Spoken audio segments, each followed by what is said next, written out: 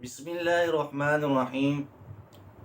یوم عرفہ کا روزہ، یوم عرفہ کا روزہ 9 ذوالحجہ کو ہوتا ہے۔ مسلم شریف کی حدیث ہے کہ یوم عرفہ کا روزہ رکھنے سے 1 سال پچھلے اور 1 سال آنے والے کے گناہ کا کفارہ ہے۔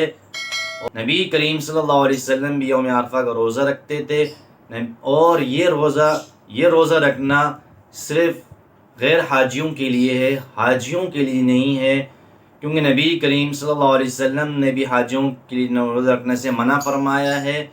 اس روزہ رکھنا ممنوع قرار دیا گیا ہے، اس وجہ سے کہ وہ اذکار، عبادات اور دیگر مناسک حج کی ادائیگی کی وجہ سے تھکاوٹ کا شکار نہ ہوں، اس لیے ان کے لیے یہ روزہ رکھنا ممنوع فرمایا ہے۔